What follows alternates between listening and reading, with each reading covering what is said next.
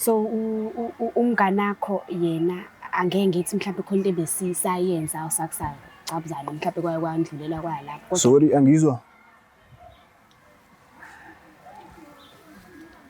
Cela uphinde. Ngithi mina umnganakho bengihlangana naye kodwa bengekho into engike ngayenza naye. Oh so benihlangana behind my back akhona.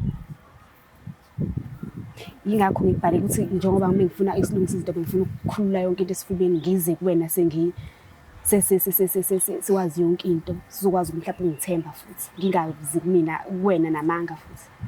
But uzokuthemba kanjani kodwa benidibana behind my back andanobe bensenza ntoni mina. Ngiyakutshela ayikho into ebesenza. Even na ku Instagram ndabo bona ama comments na commentelana mosinina.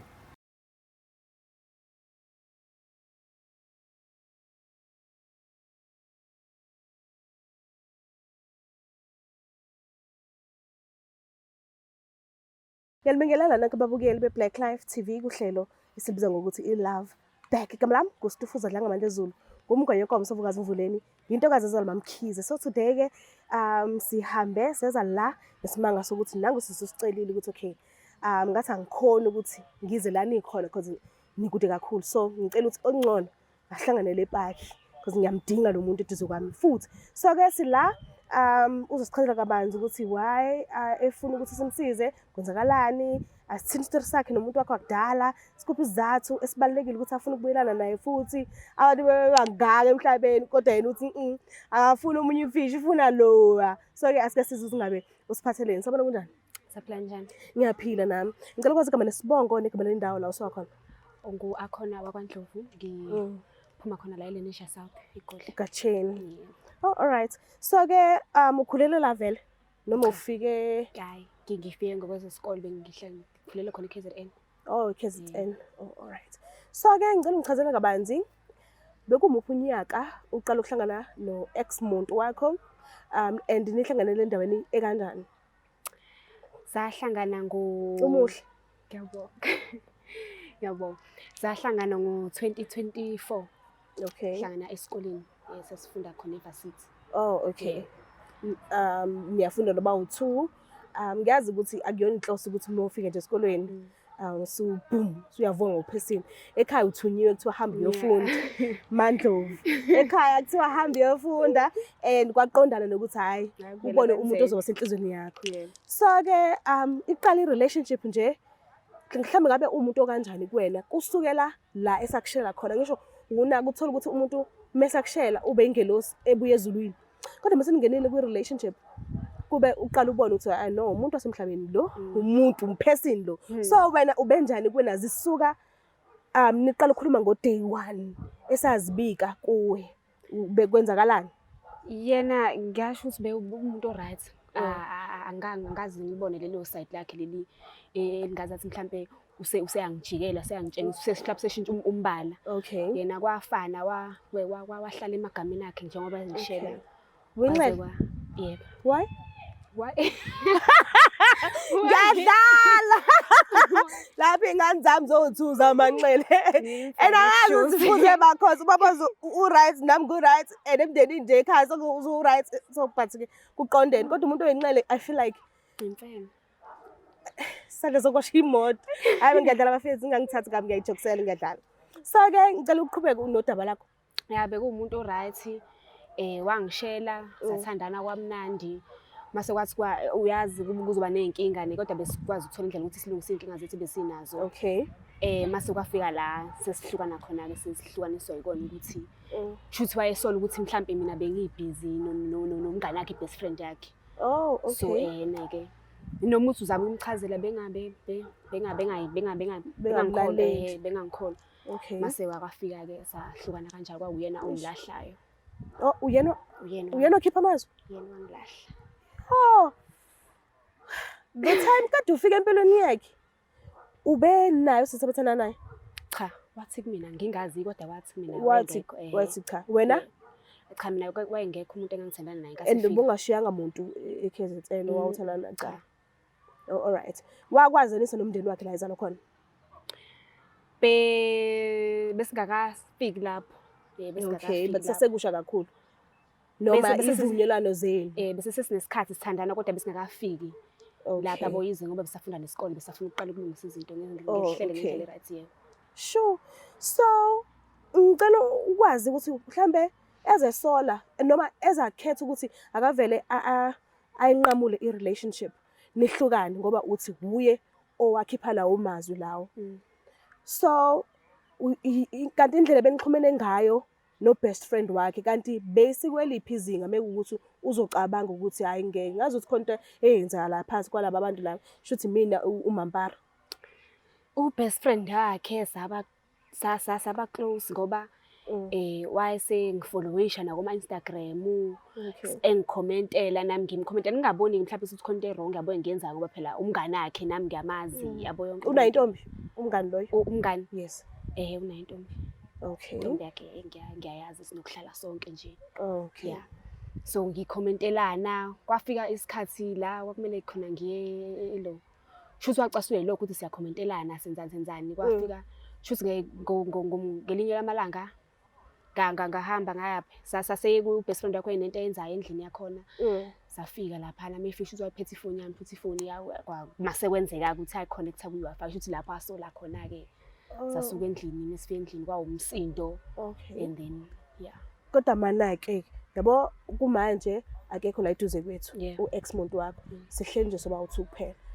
Ngicela ungitshela iqiniso ukuthi wena nomngani ka-ex muntu wakho kanti beyikhona yini leyo nto leyo kuyikona ukuthi awuthandi uvuma kuyena ngoba usafisa ukubuyelana naye. Ngitshele nje iqiniso ukuthi okay noma ngabe kuthiwa besingathandani but kwenzeka ukuthi nokuthi mekuthi kuyenzeka. Ayikho into eyenzeka yabo ayikho into eyenzeka phakathi kwami nomngane wakhe nani kodwa kona sasikhuluma asikaze senze lutho asikaze nje sasikhuluma sibe nokubonana engazi bayengazi. Okay. Bayengazi menihlanganile awungabi nje namahloni ukuthi ish ngilana umuntu wamakazi. Kwakukhona phela lokho yabo inkinga kunaye waye umuntu nanicasha lapho nanibonana khona sasiya mhlawumbe kude la sazikhona ukuthi mhlawumbe la kukancane ukuthi sihlangane nomuntu ongaziyo or mhlawumbe naye uyazi umaziyo. Okay. So waye umuntu omatasa yabo so mhlawumbe ngangingaboni mhlawumbe uyogcina ethola ukuthi mhlawumbe resola. Okay. Yeah futhi nakuthi mhlawumbe nganginomzwangedwa ngangidinga ukuthi umuntu. Okay. So umzwangedwa wabona ukuthi mhlambe kungcono ukuthi uthole omunye umuntu ozokhipha busy. Nami ngangibona ngazathi nayo sekhona busy ngayo. So mama uthola umuntu obusy ke yini ungamtholeli ekudeni fair kunokuthi ungaya la eduze kwakhe kumngani. Why umngani ebantwini nje bebonke why umngani? Because not uyazi ukuthi kwayithina ngama-females manje mase umuntu wakho kuba ukuthi uyena owenza lento nomngani wakho uyacabanga ukuthi kubhlungu kangakanani umngani esazi ukuthi wena uhagwa ngale ndlela mekuthi uyahagwa uthintwa kuphi mekuthi uyathintwa izinto mezenziwa kwena zenziwa kanjani shuthi akuwena kuphela umuntu osuwazi lodwa nomngani wakhe eceleni kwakho naye ufila lento uyazi ubhlungu kanjani lodwa. So yindaba umngani wakhe why ngoba ngangashaya isikhwela yabo ngibona ukuthi mhlawumbe sebhiza sanathi isikhathi sami yonke nje leyo nto leyo so manje ngabona ngazathi ngiya kubantu asondelene nabo uyoyizwa lento ebengiyizwa shuthi ubuhlosile kumhetha ivele. Okay ngaqhubeka kuvele kwenzakala abo mhlawumbe bengenziswa ukuthi bengikwatile. Okay. Bengenziswa mhlawumbe inhliziyo ebuhlungu. Okay. Ukwatiswa ukuthi umatasa bese ngasa communicate bese singasafani yabo. So why ungabanga nesineke ukhulumisane naye umuntu wakho uthi okay umuntu wami yawo manje ngisingile ukhona besikhuluma bahlezi khuluma yabo lento lokuthi uzohlezi ukhuluma into eyi1 nomuntu lokuphinda phinda kungashintshi lutho kungashintshi lutho, so ngabona ukuthi uyazini angivele ngenze lento ayenzayo ngingazi ukuthi mhlawumbe bekwenzake-ke yena. Okay. Sure. So into eyenzeke nini leli hlukane ukwale nini? Kuyiphi inyanga? Wangala last year. Awucabanga ukuthi mhlambe manje kungenza ukuthi usenomuntu wakhe angafuni ukuphazanyiswa naye? Anginasiqiniseko yazi. Kodwa mhlawumbe mekhona umuntu ngizofuna nje ukuthi ngimchazele ebona ukuthi naye ufuna ukwenzani, sekube kuyena ukuthi mhlawumbe yeah. Yo. Okay, no ngiyakuzwa. Ngicela ukuvela ngimlande-ke because akekho kude.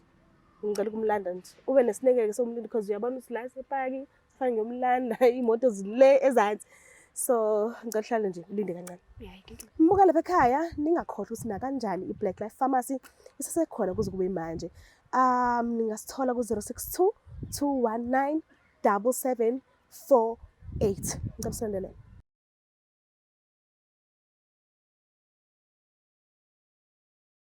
Bathi ziyawushaya kwamakhelwane bajabulile kungakuhlangani yebo khona kubuhlungu kunino zami ugembula efonini ekhasino uma uthi udlala ibhanoyi livele lindize noma liphahlazeke lingakasuki icwile kanjalo ke imali yakho sekuyisikhathi sokuthi kuphele konke lokho sondela eBlack Life Traditional Pharmacy uthole ibhodlela elihamba nesiwasho ikhombo yodumo kuphela amathunzi amnyama kuvuleka inhlahla zakho uma ngenelele Clever ubuye nayo izwa lemali uthole le combo ke kulula kumele ukwenze faka i-order namhlanje ku-062 219 7748 umsebenzi wethu ukukudilivela wena uma ufaka i-order noma ngabe kuphi magumba manomhlaba Black Life Traditional Pharmacy izimpande zama-Afrika. Phela sinamukele futhi babukeli bayo iBlack Life TV kuhlelo sibiza ngokuthi i-Love Back. So ke nangubhuti vumile ukuthi asijoyene and angazi noma ucutha azohlangana na. Kodwa ke angazi asike sihlalele ethembeni lokuthi umuntu esazana akaliwa. So therefore angazi sabona kanjani? Sabona my sister kunjani? Ngiyaphila nami. Ngicela ukwazi kube nesibongo negama lendawo la usokhona. Mina igama lami uShawn wakwaNgombela. Usuka kuphi? Ubuya khona ngapha eCape Town. Cape Town, okay. Uyamazi usihleli naye? Wakhona ngiyamazwa khona. Umazela kuphi? Sahlangana khona eVarsity. eVarsity? Okay. Ngesikhathi bengishaya first year. Oh, all right. So wambuka wamthanda. Wasewakala. Ngashona khona. Kahle na ex yami wakhona. Oh, ex yami. Ex yami. Oh, okay. Unayo umuntu othanda naye manje? Manje mina angijole manje. Awujole. Because yaza abantomazana ngiyabesaba kakhulu. Oh, awusacabanga nje. Lento wayenza yena wakhona. Wanibonisa into engazange nayibona sister yami. Ngicela ungilandise. Wakwenzani kanti? Bekune birthday yakhe lapha nge7 kaSeptember. Okay. Ngoku ndibizwe ecaba umngane wami ungibizile bakhema nepha kuwe for celebration. Okay. So nyani siye phape ngoku pha kuwe umjita wami. Masifika phana nyani fike kuphole kurelaxiwe nje kumnandi ibirthday yakhe. So ke ngoku ngacebisa umjita wami bakhe maka propose ku cherry yakhe. Okay. So ke ngoku kuyo yonke lanto caba yena akhona wabona ba anaxesha lakhe. Wacinga andimoyanga wacinga niwe lo mjita wami mchomi wami ngoba like bi big day apha kuye even nakuwe umuntu wami big day. So ke ngoku since apho izinto zange zaphinda zaba right. Oh, okay. Andazi noba uthini napha kuwe. Mina okay. Ngicela senze kanje. Njengoba ekucelela ukuthi usondele kaneno, ngiyakucela please ukuthi umlalele ukuthi ukubizele ini la. Ngicela umdedele nje kunesikhathi sakhe akhulume nawe. Ngiyakucela. Njani? Ngiyaphila kunjani? So the reason why ngikubize la ngibhalelele kuleli hlelo lelo ukuthi ngizocela ukuthi sibuyelane. Yabo emva kokuba ungilahle ngikaso sona izathu leso sichaza nanokuthi wawusola ukuthi mina ngibhizi nomngane wakho. So beningekho busy. Angeke ngithi besibhizi. Angazi mhlawumbe ukuthi ubhizi wena wakho umchaza kanjani. Kodwa angazi mhlawumbe bengingathanda mhlawumbe sigxile kakhulu entweni yamngane akho kodwa mina into engizocela lana ukuthi ngisacela sibuye la. Ngizocela la.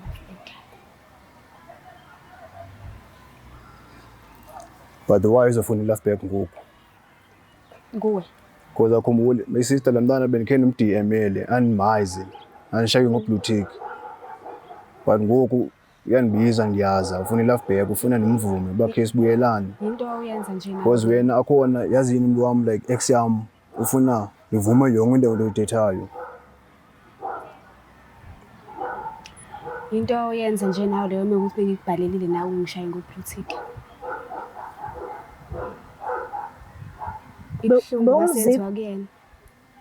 Ngomzila ungamnikeza isikhathi sakhe. Ayikuthi bengimzibi ukuthi bengibhizi kakhulu. Yini lobumatasa nayo? Yini lobubhizi ngayo kakhulu? Because mina kahle ish. Uzokhohlwa umuntu onayo kwazi uthanda. Owamsukela wena wamtshela uyamthanda. Usubhizi ngale ndlela ukuthi ukhohlwa uyi kanti bewenzani? Because yayazi bandi ngibhizi ngomculo music. Okay. Music productions. Okay. So bobhizi nomculo. Benibhizi ngomculo. Now that usekuvezile ukuthi manje uyafisa niphinde nibe sothandweni futhi. Ucabanga yini efika emqondweni wakho? Mhlawumbe ngabe uyavuma umnezela ithuba noma usafuna isineke nje sokucabanga isikhathi sokucabanga ukuthi izokwenzakala kanjani lento le. Angazi noma usabhizi nomculo namanje. Ngisabhizi ngoku. Mhlawumbe uzothaka kuneze isikhathi ukuthi ucabange ukuthi uzomisa kanjani since usabhizi nawo futhi umculo. Ufisa ukuthi kwenzeke ini kanjani?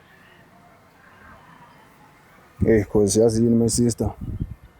Ngimthanda njani wakhona. Eneyazi nayo lonto. Benibonisa every day uthando lwami for yena. Okay. Every day. And oko benimcinga nami yazi kulamalanga bengikena mphupha nini izolo elinye. Ngikena ngiyanephupha elihle kanjani. Ndiphupha yena my sister. Oh, okay.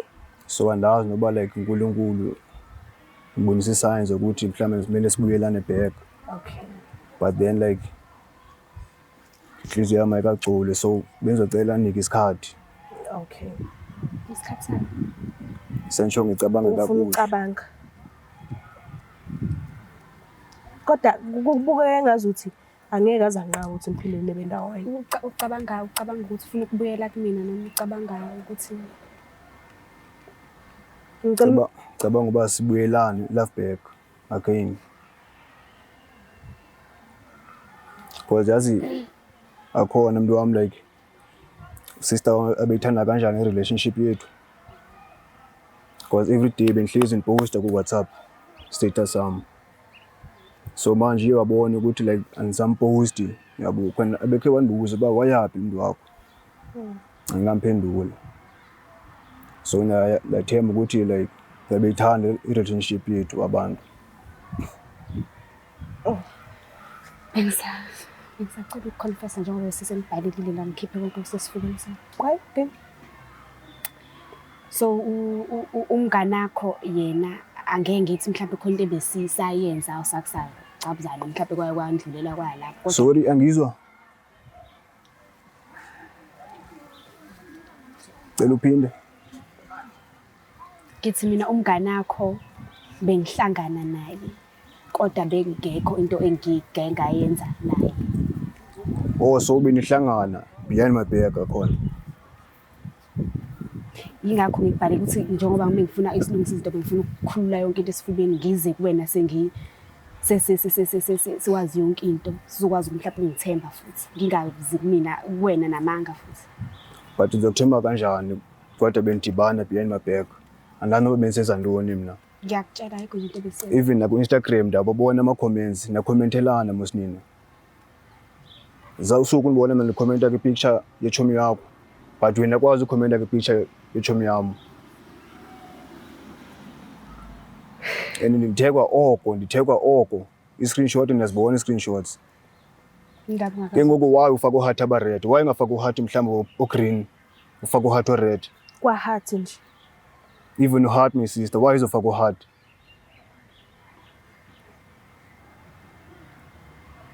Kodwa-ke ekutheni nakhuluma iqiniso before uzucabange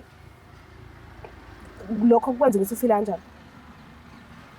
Because uthi ufuna ukubuyela kuwena kungekho manga uzingenele wena uzingenela wazi yonke into. Uma ufisa ubuyelana naye futhi. Thando liyalimaza, my sister. But love is pain. I-pain lena ndaboniswa ngakhona, but then I enjoyed every moment and I can cherisha ngakhona. Okay. Angifuni uxoka, like I don't want to lie. Because angibonisa uthando zange nalibona mina. Okay. Ngiyakuzwa. So noma ngabe kuthiwa uyacabanga ungacabangela entweni e-right ezomjabulisa naye. Ngiyabonga kakhulu. Isikhathi sakho ngiyabonga ukuthi ufike mase ucela ukuthi usondele. So ke akhona uthi ucela isikhathi sokuthi acabange kodwa kona lento azoyicabanga akuyona into ezokuhetha. So ufila kanjani ngaleyo nto leyo? Anginankinga mina isikhathi ngamupha sona kodwa avumele ukuthi ngikwazi ukukhuluma naye and-block-e. Okay. Yeah, sizokwazi ukukhuluma. Okay. Yeah. Akhona akacela okuningi, ucela isikhathi sakhe, ucela uthando lakho back. Ukunakekelwa, fanele hleze emuhle, fanele hleze right njengophesulu wakho. So sengi-eda kulokho yokucabanga ukuthi mhla ubuye empilweni yakhe kube ukuthi uzobe imama lakhe right. So ever since saye kujola, like wajola namashita mangaka? Wayefuna ukuzihetha? Lo ngifuneka ndiyazi, my sister, kaloku. Yeah, but uzothi uma usunaye ulokhu ucabanga ukuthi usephuma kubani nobani. Wayefuna ukuzizwisa wena ubuhlungu. Because yazi mina ever since sayeka udate zange ndaphinda ndafumana intombazana na my sister, zange ndaphinda najola. Okay. Angibona singeke isidingo sokuthi sikhulume ukuthi ubani benginjani nabo ngenkathi ungekho empilweni yami. Ebalulekile inkathi ukhona wena empilweni yami.